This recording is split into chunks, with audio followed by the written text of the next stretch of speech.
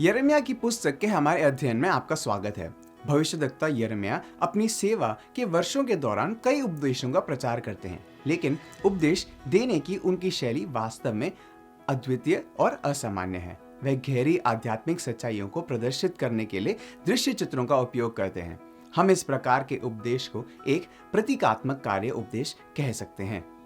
यह उपदेश परमेश्वर के संदेश को प्रदर्शित करने के लिए प्रतीकों का और कार्यों का उपयोग करते हैं।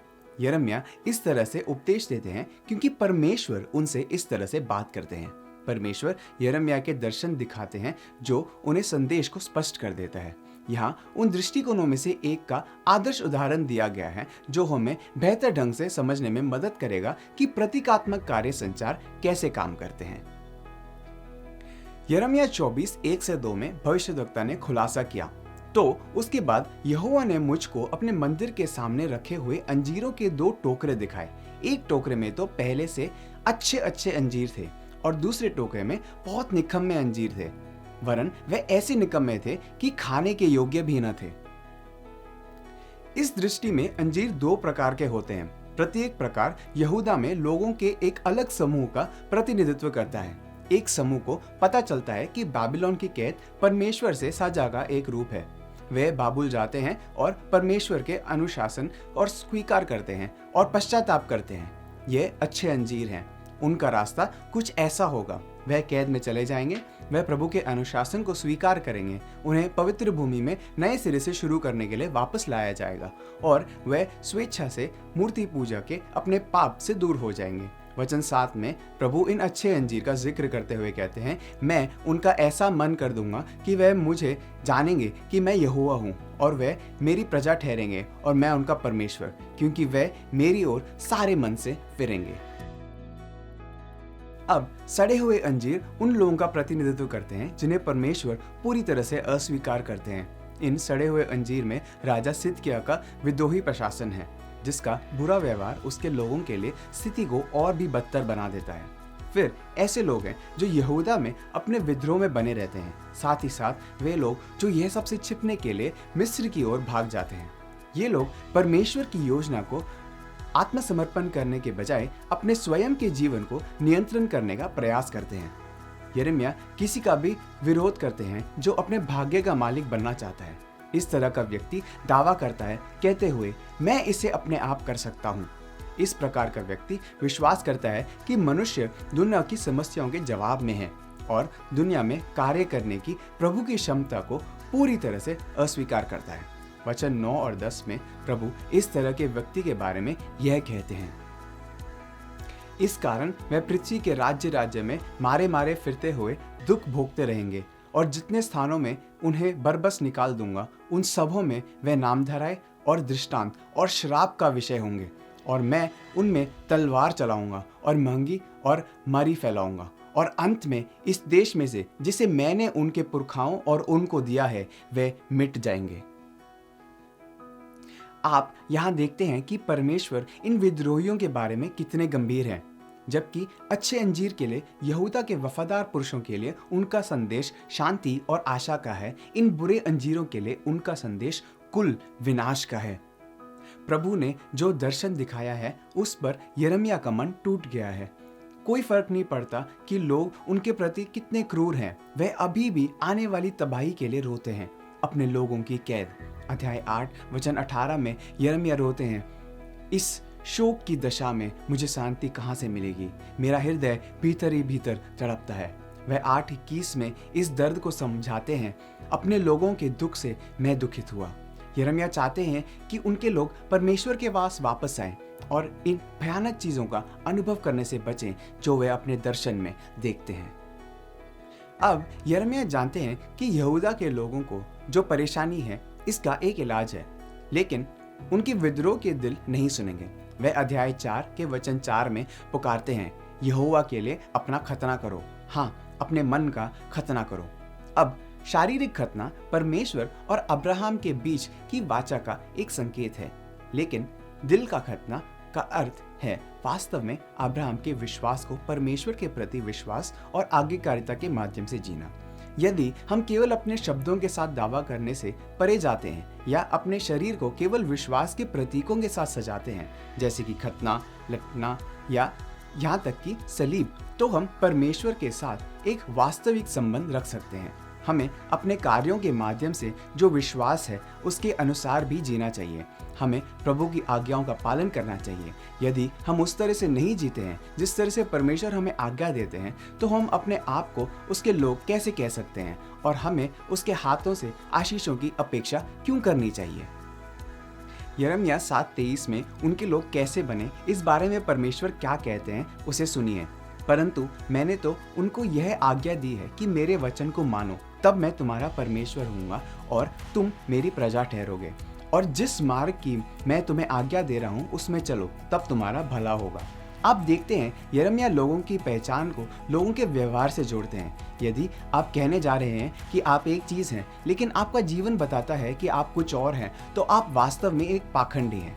अफसोस की बात है कि यहूदा में ऐसा ही होता है। जब यिर्मयाह भविष्यवाणी करते हैं, वह अपने लोगों को परमेश्वर के लोग कहना चाहते हैं, जबकि वह इस तरह का कार्य नहीं करते हैं। यिर्मयाह हमें पद 24 में बताते हैं, पर उन्होंने मेरी न सुनी। जब हम परमेश्वर के बच्चों की तरह रहते हैं तो यह सबूत है कि हम उनके बच्चे हैं। हमें हमेशा प्रभु और उनके वचनों का पालन करना चाहिए। व्यक्तिगत रूप से कई दशकों के दुर्व्यवहार का अनुभव करने के बाद यिर्मयाह के लिए अपने विद्रोही देशवासियों के खिलाफ कठोर होना आसान होता। आप कल्पना भी कर सकते हैं कि वह यह जानकर एक निश्चित संतुष्टि महसूस करेंगे कि परमेश्वर का न्याय तेजी से आ रहा है। उन्हें वह मिल रहा है जिसके वे हकदार थे, है ना? लेकिन वास्तव में हम देखते हैं कि यिर्मयाह बाबुल के हाथ यहूदा के विनाश पर रोते हैं। उनका दिल अभिभूत है। यह दर्शन अपने आप में भयानक है, लेकिन जल्द ही उन्हें वास्तविकता बनना होगा। यिर्मयाह का दिल टूट गया है और वह चाहते हैं कि वह सब खत्म हो जाए। वह परमेश्वर से पूछते हैं कि उन्हें विनाश के ये दर्शन कब तक सहने होंगे, लेकिन परमेश्वर उन्हें बताते हैं कि वह समाप्त नहीं होंगे क्योंकि लोग पश्चाताप नहीं कर रहे हैं। दुखद वास्तविकता यह है कि यहूदा इस बात के योग्य है जो प्रभु उन पर ला रहे हैं।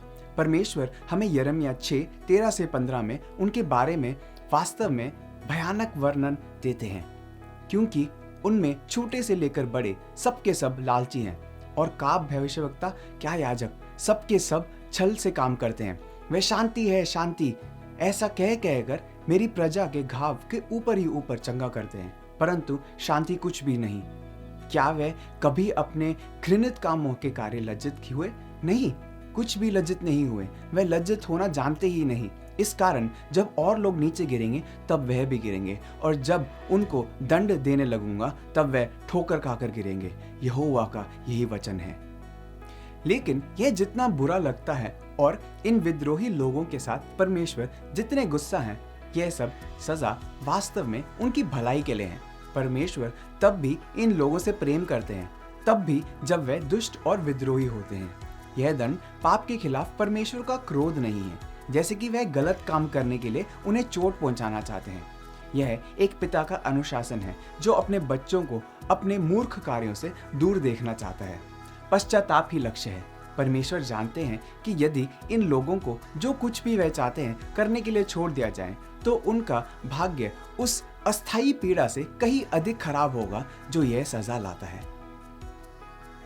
अब जबकि यिर्मयाह समझते हैं कि परमेश्वर एक अच्छे पिता हैं और वह अपने बच्चों के लिए अच्छी चीजों की इच्छा रखते हैं, यह सब सुनने का तनाव भारी है। वह वास्तव में बहुत शिकायत करते हैं, लेकिन उनके रोने के लिए वास्तव में उन्हें कौन दोषी ठहरा सकता है? यिर्मयाह 15:5 में हम देखते हैं कि प्रभु अपनी बुलाहट की कठोर वास्तविकताओं के साथ अपनी शिकायतों का जवाब देते हुए कहते हैं, तू जो प्यादों ही के संग दौड़कर थक गया है, तो घोड़ों के संग क्यों कर बराबरी कर सकेगा? और यद्यपि तू शांति के इस देश में निडर है, परंतु यर्दन के आसपास के घने जंगल में तू क्या करेगा? यह हम सभी के लिए एक बुद्धिमान वचन है जिस पर ध्यान देना है। परमेश्वर के लिए जीना बुजदिल के लिए नहीं है। हमें इसके लिए तैयार रहना चाहिए, शारीरिक, मानसिक और आध्यात्मिक रूप से। हमें कार्य के लिए भावनात्मक रूप से सुसज्जित होने की आवश्यकता है। अस्वीकृति के लिए प्रतिरक्षा है, लेकिन सुधार के लिए खुला। चापलूसी के लिए असंवेदनशील लेकिन प्रोत्साहन को स्वीकार करना। और सबसे महत्वपूर्ण बात, हमें इन चीजों के बीच के अंतर को समझने को सक्षम होना है। इस पर विचार करें। जब हम लोगों को सेवा के रूप में मुश्किल स्थानों पर भेजते हैं तो हमें यह सुनिश्चित करना होगा कि उस सेवकाई को पूरा करने से पहले वे साबित हो चुके हों। उन्हें छोटी चीजों के साथ वफादार पाया जाना चाहिए, इससे पहले कि उन्हें किसी बड़ी चीज का भरोसा किया जा सके। परमेश्वर को उन लोगों की बहुत आवश्यकता है जो उनकी सेवा करते हैं, लेकिन वह कार्य के लिए आवश्यक सभी चीजें प्रदान करते हैं यदि हम उन पर भरोसा करें, उनके वचन को पूरे मन से अध्ययन करें और अपने हृदय को उनकी पवित्र आत्मा की प्रेरणा के अनुकूल बनाएं। अब जब लोगों की दृष्टि उस बिंदु पर पहुंच जाती है जहां कैद ही एकमात्र समाधान है, तो यिर्मयाह प्रभु के एक अथक संदेश के साथ लोगों के सामने आते हैं। यिर्मयाह 15:1 में वह कहते हैं, फिर यहोवा ने मुझसे कहा, यदि मूसा और शमूएल भी मेरे सामने खड़े हो जाएं, तो भी मेरा मन इन लोगों की ओर नहीं फिरेगा। इनको मेरे सामने से निकाल दो कि वे निकल जाएं। याद रखें, निर्गमन में वापस जब इज़राइल शिकायत करते हैं और विद्रोह करते हैं तो प्रभु मूसा से कहते हैं कि वे राष्ट्र को नष्ट कर देंगे और फिर से शुरुआत करेंगे। जब मूसा उन्हें छोड़ने के लिए परमेश्वर से याचना करते हैं तो परमेश्वर पश्चाताप करते हैं और उन्हें जीवित रहने देते हैं।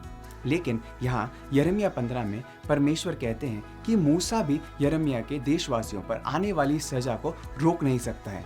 परमेश्वर वचन 1 में यिर्मयाह से कहते हैं, और यदि वे तुझसे पूछें कि हम कहाँ निकल जाएं, तो कहना कि यहोवा यों कहता है, जो मरने वाले हैं वे मरने की ओर चले जाएं, जो तलवार से मरने वाले हैं वे तलवार से मरने को, जो अकाल से मरने वाले हैं वे अकाल से मरने को, और जो बंधुए होने वाले हैं वो बंधुआई में चले जाएं। यह परमेश्वर के कहने का तरीका है। मैंने पहले ही अपना मन बना लिया है और अब कोई भी इसके बारे में कुछ नहीं कर सकता है। यिर्मयाह की भूमिका अब लोगों को आने वाले वास्तविकता के लिए तैयार करना है। बेशक हमें यह याद रखना चाहिए कि यह निर्वासन अनुशासन है जो उनके दिलों को मूर्ति पूजा के तरीके से शुद्ध करने के लिए है। उदाहरण के लिए यिर्मयाह 31 में इस मिश्रण पर विचार करें। प्रभु कहते हैं कि जिसने इस्राएलियों को तितर बितर किया है वही उन्हें इकट्ठा भी करेगा और उसकी ऐसी रक्षा करेगा जैसे चरवाहा अपने झुंड की करता है।